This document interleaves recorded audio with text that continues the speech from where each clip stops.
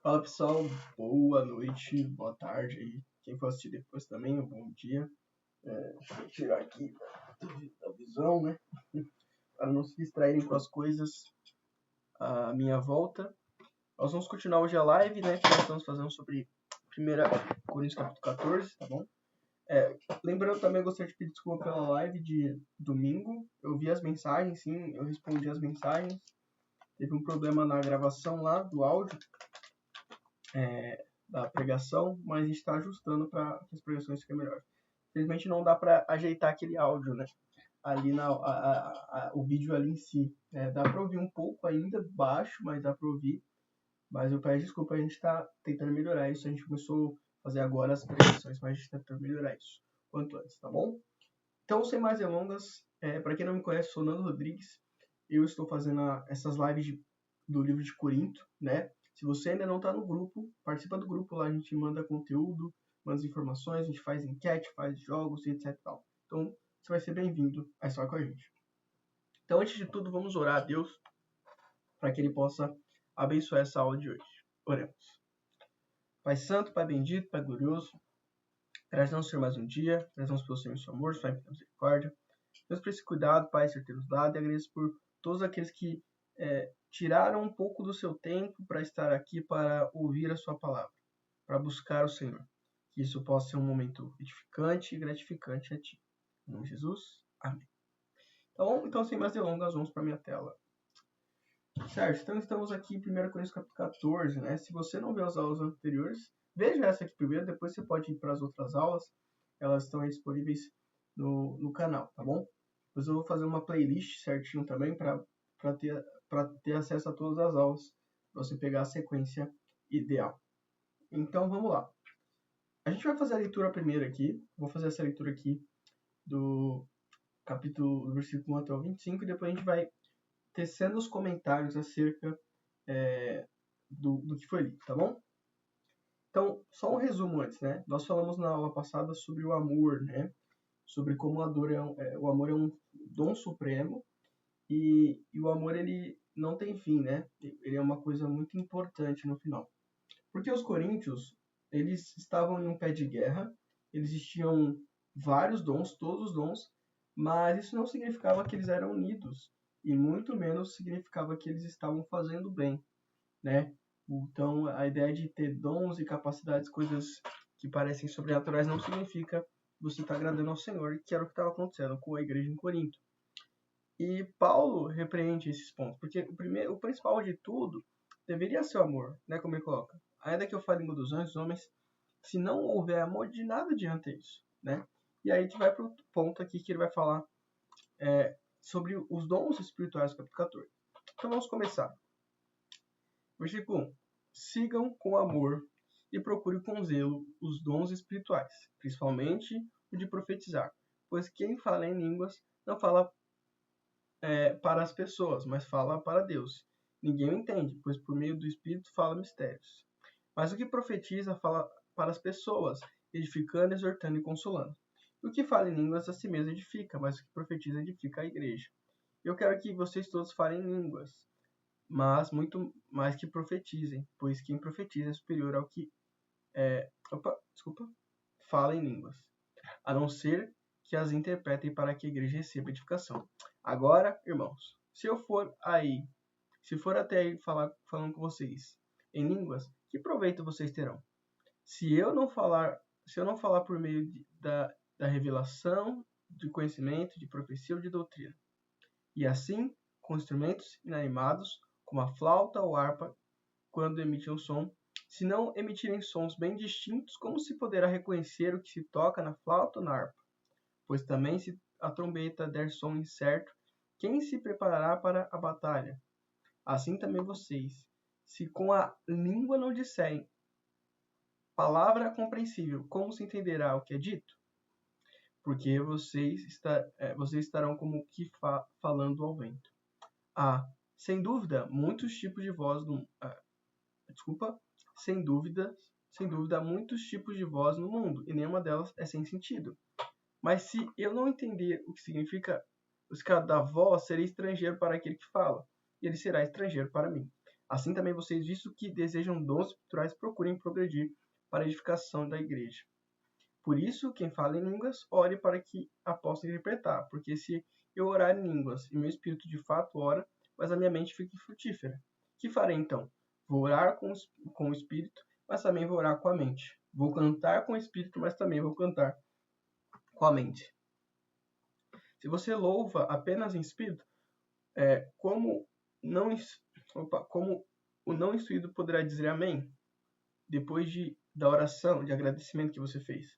Porque ele não entende o que você diz. A sua oração de agradecimento pode ser muito boa, mas o outro não é edificado. Dou graças a Deus porque falo em línguas mais do que todos vocês. Contudo, na igreja prefiro falar 5 palavras com o meu entendimento para instruir os outros do que falar 10.000 palavras em línguas. Irmãos, não sejam meninos no entendimento. Quanto à maldade, sim, sejam crianças, mas quanto ao entendimento, sejam pessoas maduras. Na lei está escrito: falarei a este povo por meio de homens e de outras línguas, por meio de lábios de outros povos, e nem assim me ouvirão, diz o Senhor.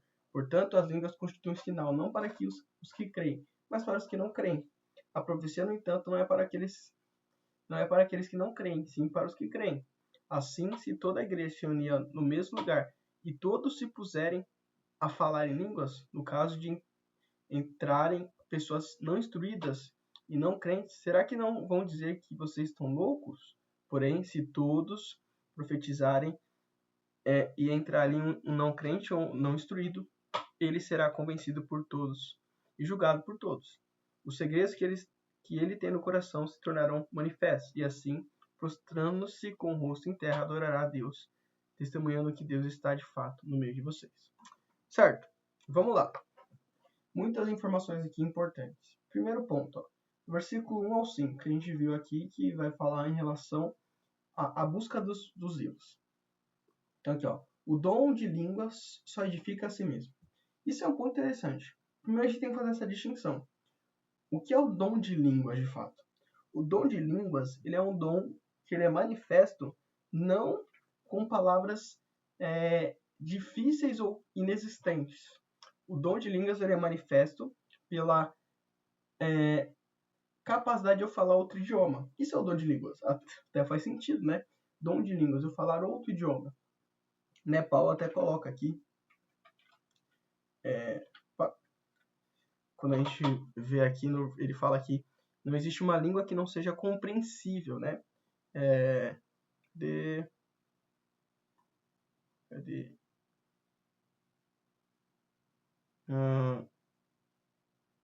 Aqui, ó. 10, né?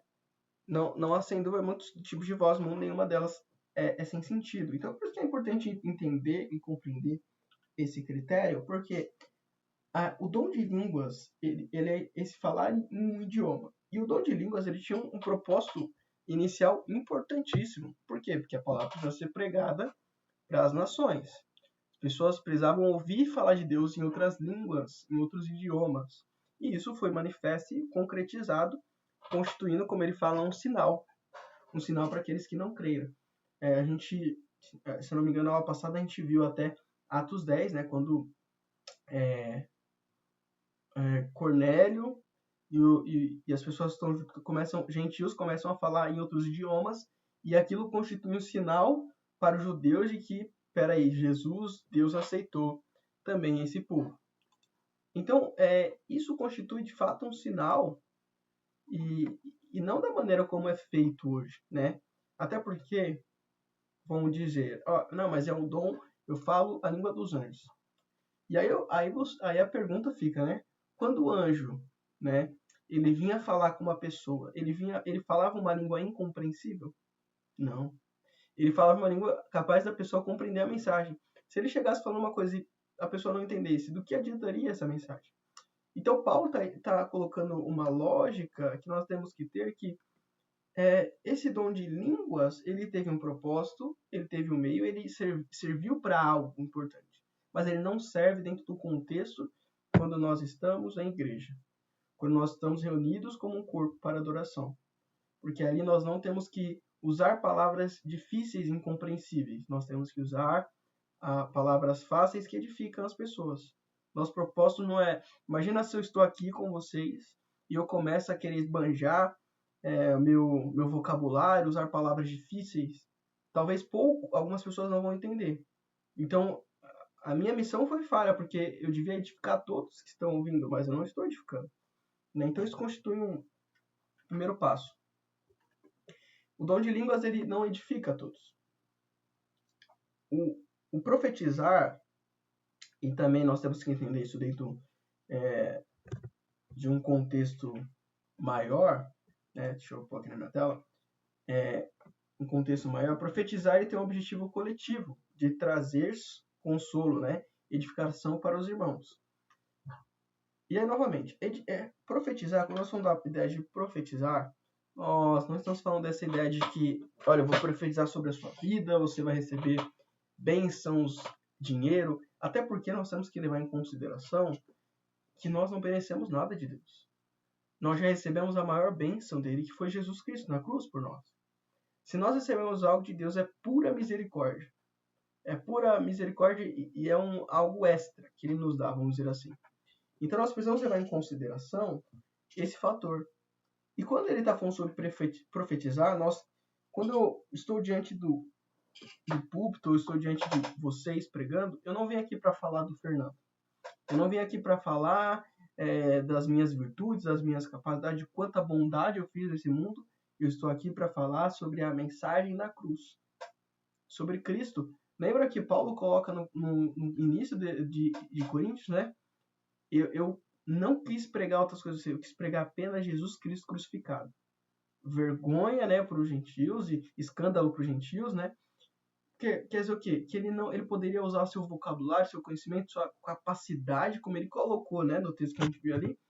Paulo tinha um conhecimento extraordinário sobre outras línguas, mas ele não quis usar isso. Por quê? Porque é mais importante a edificação. Então, quando a gente fala em profetizar, a gente tem que levar em consideração e tirar, talvez, essa ideia misteriosa da profetização, tirar essa ideia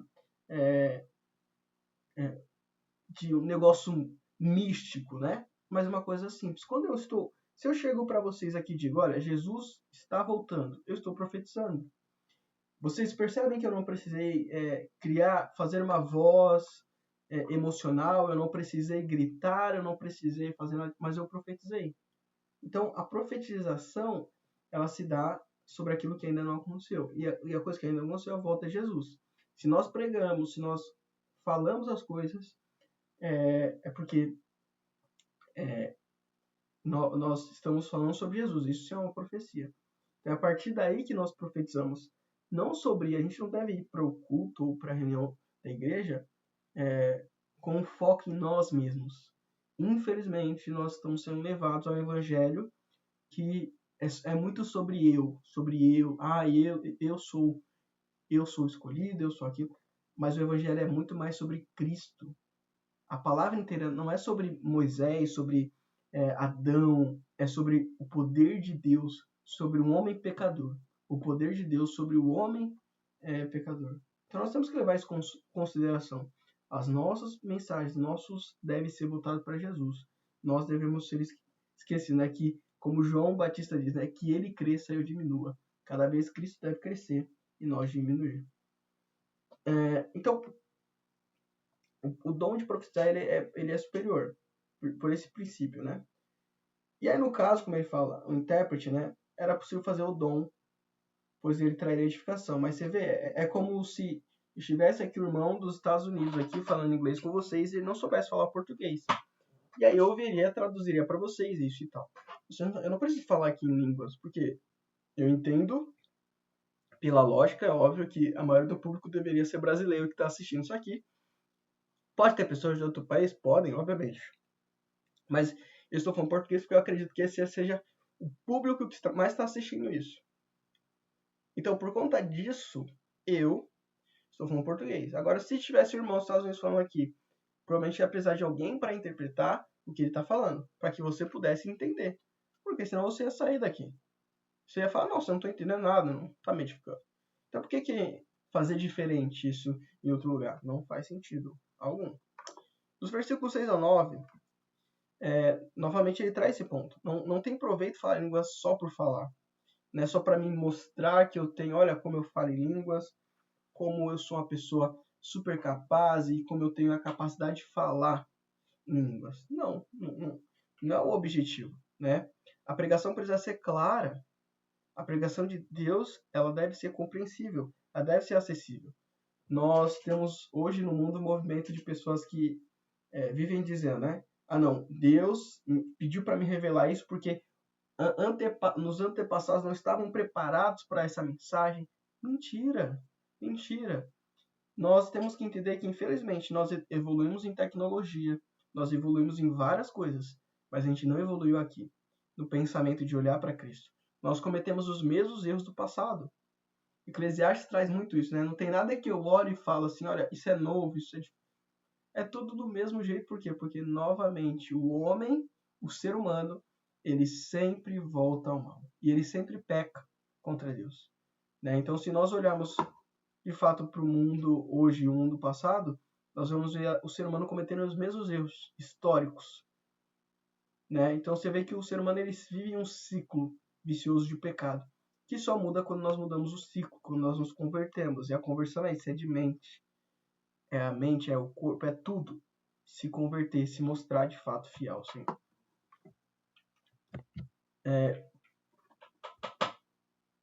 Do 10 ao 12, né?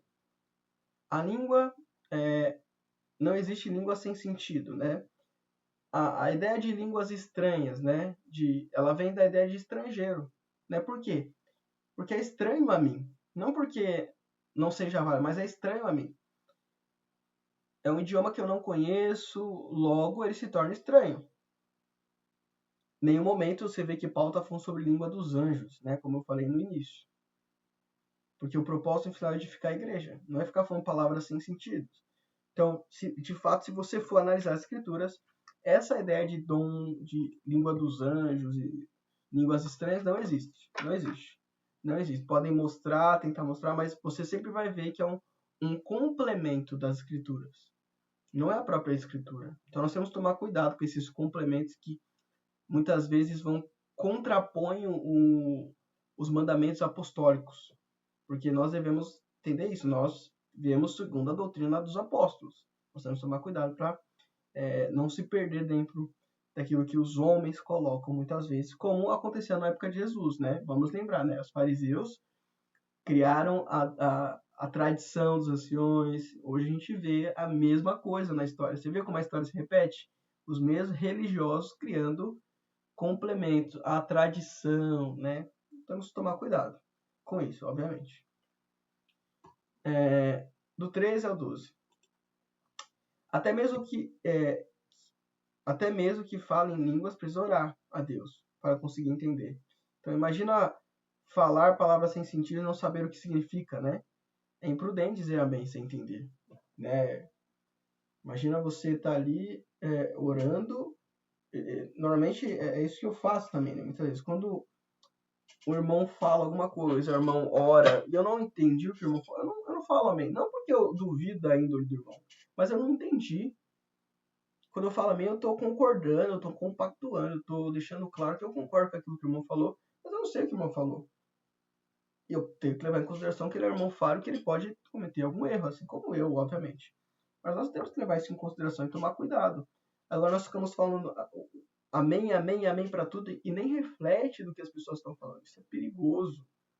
Por isso que é interessante que Paulo coloca, né, esse ponto aqui, né, ó, orar com a mente, né, e orar com não só orar com o espírito, mas orar com a mente, compreendendo com o raciocínio, ó. Vou orar com o espírito, mas também vou orar com a mente. Vou cantar com o espírito, mas também vou cantar com a mente. Né? E é interessante que ele coloca aqui o espírito humano. Né? Então quer dizer o quê? O nosso espírito humano, quando nós oramos a Deus, ele se comove. Nosso espírito humano, quando nós... Opa, não coloquei para você, desculpa. Nosso espírito humano, quando ele canta e se comove, mas nós também temos que ter o raciocínio. Porque nós senão podemos nos tornar aquelas pessoas que falam, não, mas Deus quer que eu seja feliz. E o que significa isso, de fato? Porque Deus quer principalmente que eu seja salvo. Isso é o mais importante. E às vezes a minha salvação vai depender de eu abdicar de coisas que me fazem feliz. Coisas que eu acho que são felicidade. Então a gente tem que tomar certo cuidado sempre com as nossas falas, o que a gente fala e o que a gente pensa, né? 18 ao 22, né? Se insistirmos em algo sem sentido, seremos menino e não estaremos edificando a igreja, né? Lembra quando Paulo coloca, né? A gente viu lá no capítulo 13, né? Quando eu era menino, falava como menino, sentia como menino, mas quando cheguei a ser homem, desisti das coisas próprias de menino. Isso significa o quê? Uma maturidade espiritual que é necessária. Nós precisamos amadurecer espiritualmente. De que forma? O irmão me mostra as escrituras, fala, olha, não é isso o dom de línguas, você não está fazendo certo. O menino age como? Ah, não, você não tem fé, você não acredita, você é descrente. Mas um homem, ele analisa e olha e fala, peraí, você tem razão. As escrituras estão mostrando isso. Não é você que está me dizendo, é a escritura, né, que está dizendo isso. Porque o homem analisa, a criança ela reage. Ela reage pela espontaneidade. Então eu acho muito interessante Paulo colocar isso, né, logo após ele colocar, porque nós não podemos viver sobre o sentimentalismo dentro da igreja. Nós temos que viver pelo amor. O amor ele é razão, é decisão, é análise, é constância, né? Então ele coloca esse ponto que eu acho muito interessante. Um menino ele age assim, mas o homem não. Mas ele coloca um ponto interessante. Né? Na malícia, sejam como crianças. Na maldade das pessoas, seja como criança. Haja como criança, assim, tá, não entendi o que você quis dizer. Haja como criança, mas naquilo que está concernendo com o reino, é muito importante, até para a própria edificação da igreja. Porque às vezes a minha decisão de permanecer no erro não afeta só a mim, gente. É isso que a gente tem que entender. Pensa, talvez vocês já passaram por realidades, coisas difíceis na vida de vocês. Um pai que ele é alcoólatra, ele prejudica os filhos dele. E, consequentemente, alguns filhos dele podem se tornar alcoólatra na frente. Né? Ou não, são um padrão, mas as consequências que o pai causa no filho vão existir. Ele pode achar, não, mas é a minha decisão, eu estou fazendo. A sua decisão afeta as pessoas à sua volta. Qualquer decisão que seja, ela afeta. Então nós precisamos viver uma vida onde nós pensamos naquilo que eu faço. E se aquilo que eu faço vai trazer algum proveito e edificação para o outro. Se não, é melhor não fazer. É melhor abdicar de si. Por quê? Porque eu estou cumprindo o reino de Deus. Né? E vale a pena, obviamente. E aí ele coloca no outro ponto aqui, a língua constitui um sinal para os que não creem. Quer dizer o quê? Novamente, como eu falei, eu escuto alguém falar em outro idioma. E aí eu preciso trabalhar isso, né? De fato. Eu preciso entender que é isso. Eu creio, pô, o cara tá falando de Deus em outro idioma, eu preciso chegar até ele. Isso faz sentido. Quando estamos no corpo, não estamos lidando com pessoas que não creram, mas sim com pessoas que já fizeram a confissão. Elas precisam progredir na fé, não precisam mais de sinais. É importante a gente definir onde está a igreja. Porque senão a gente vai querer continuar alimentando a igreja de leite, quando a igreja precisa de material sólido. Ela precisa conhecer aquilo que Deus quer. A palavra de Deus renova cada manhã. Cada dia a gente conhece algo novo. E isso que é importante, porque a igreja, no primeiro século, eles estavam montando ainda as escrituras, Paulo estava escrevendo, mas eles já tinham, já poderiam ter essas informações, essas revelações que estavam sendo pelos apóstolos. Eles precisavam ouvir isso. Então nós precisamos compreender que a igreja não precisa mais de sinal. Não precisa mais de sinais para mostrar dons. A igreja precisa da palavra. Ela precisa crescer na palavra, nos mandamentos de Deus. É isso que a igreja precisa. Desculpa. Se nós continuarmos achando que a igreja precisa de sinais, a gente vê um monte de gente com dificuldade aí, porque eu preciso de um sinal de Deus. Uma vez, essa história é interessante, que eu acho que vale a pena aqui. eu fui convidado para ajudar em um acampamento. E nesse acampamento, eu encontrei alguns jovens, né? E um desses jovens que estava lá, eu perguntei, né? O que você veio no acampamento, né? Ela falou, não, porque eu tava me sentindo distante de Deus e etc. E aí eu falei assim, então quer dizer que quando você sair daqui, você vai ficar longe de Deus, porque se Deus só está presente quando você está aqui, quando você sair, Deus não vai estar, né? E aqui, esse jovem, ele começou a chorar, né, desabar, né? Porque ele se deparou com uma questão muito simples. Ela que estava tentando sentir o sentimento, quando Deus é razão. Quando Deus é razão. Eu não estou vendo sinal na minha vida de Deus, eu não estou vendo Deus presente.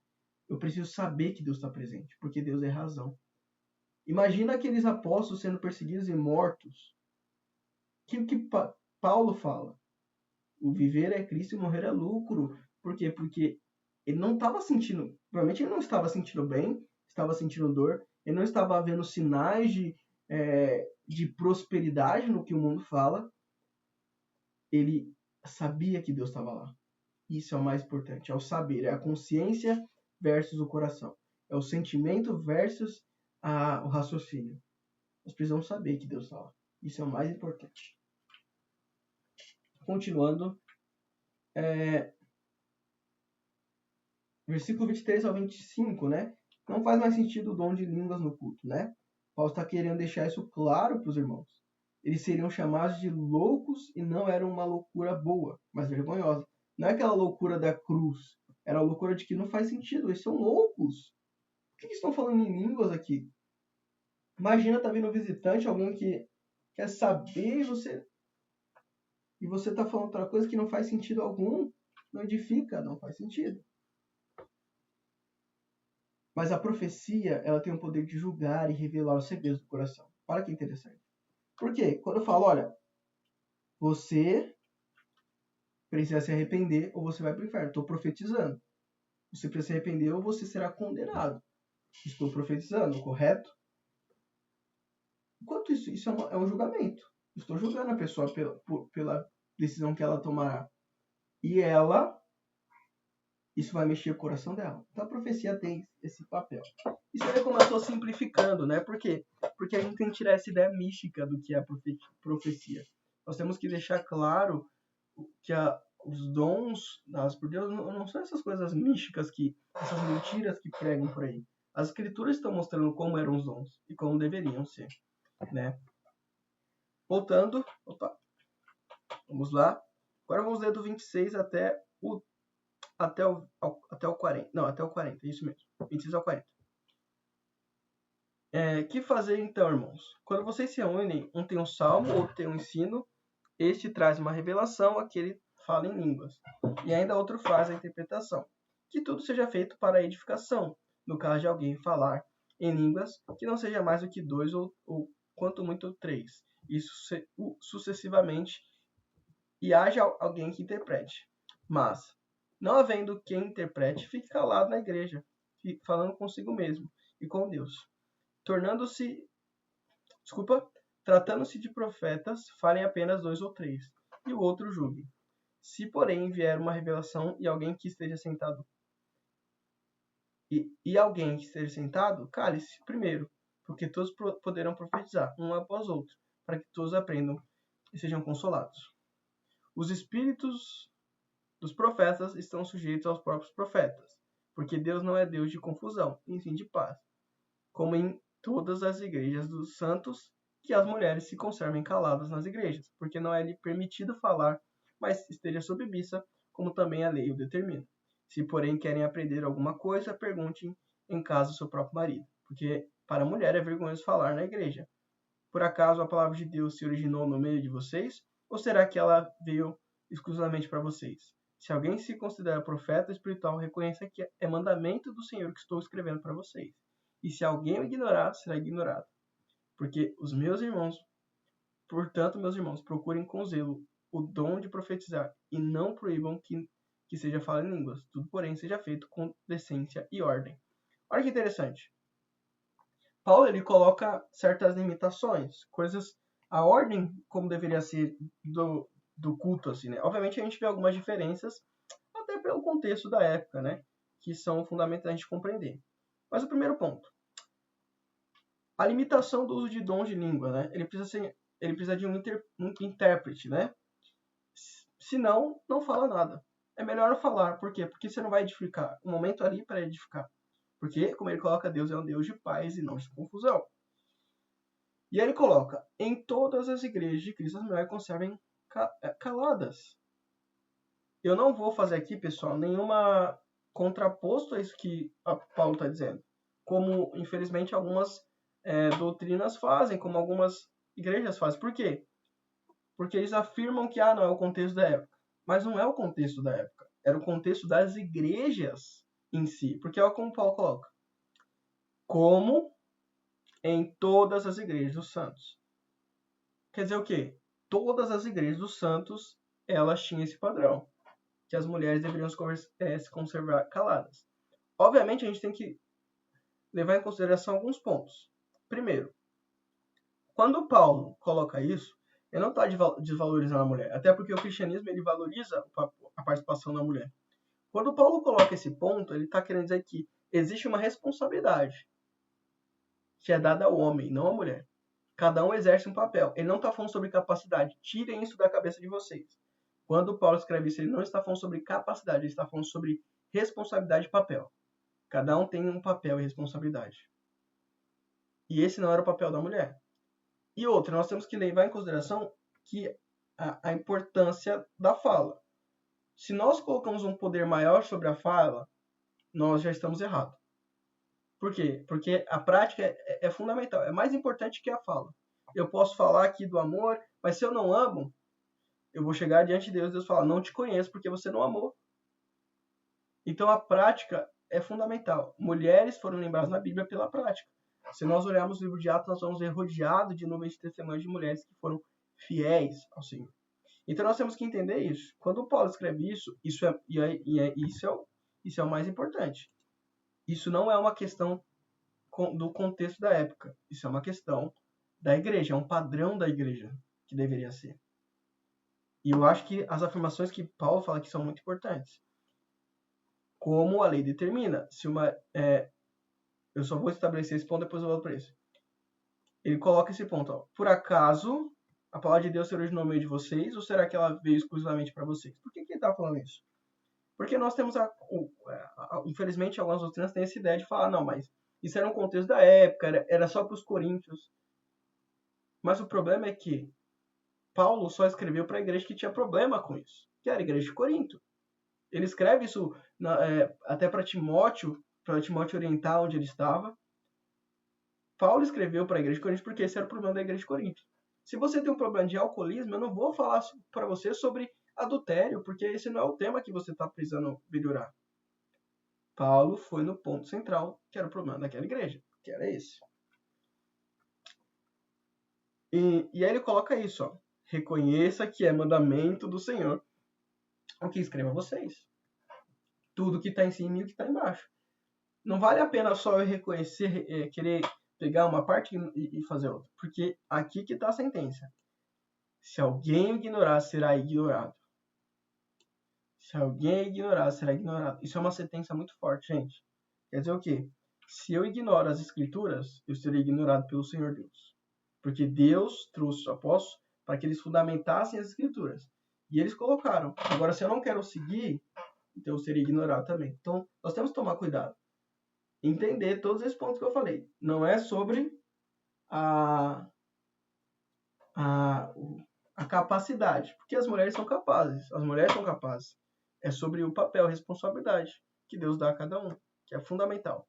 E aqui eu acho muito interessante que Paulo coloca, que é o seguinte, né? Que as mulheres, se elas tivessem alguma pergunta, elas deveriam conversar com os maridos em casa. Tirar a dúvida com o marido. E eu vejo isso como uma forma de incentivar o marido a se dedicar na palavra. De colocar o marido como um líder espiritual da casa, onde ele busca, onde ele se empenha. Por quê? Nós temos um padrão genético de um homem ser mais acomodado. Então, a mulher que incentiva, a mulher que ajuda, que orienta o marido, isso é excelente. Isso não é ruim. Ela incentiva o marido e coloca o marido como líder espiritual no papel que ele deve fazer. Quando isso não acontece, a gente vê acontece até uma desestrutura familiar, quando esses padrões não são seguidos. Por quê? Porque quando Deus coloca um padrão e eu sigo esse padrão, ele vai abençoar aquilo que deveria ser. Então, o ponto é isso. Não podemos ignorar as escrituras. Com certeza, isso pode confrontar alguns. Eu não tenho dúvida que vai confrontar alguns. Mas é isso que parece que a palavra serve, para confronto. E, novamente, é a palavra que está dizendo. As escrituras que estão dizendo. Sem tirar fora do contexto, sem fugir. A palavra está dizendo a maneira como nós devemos viver. E nós devemos aceitar isso. Tá bom? Gente, por hoje é só. Hoje uma aula mais longa, né? Tinha bastante conteúdo aqui para vocês. Espero vocês na próxima aula, tá bom? Agradeço aí a participação de vocês. Confiram os links que tem aqui na descrição. Tem várias coisas aqui. Tem um canal também que a gente tem devocionais diários. Se você quiser entrar, fique à vontade, tá bom? E fique com Deus. Até a próxima terça.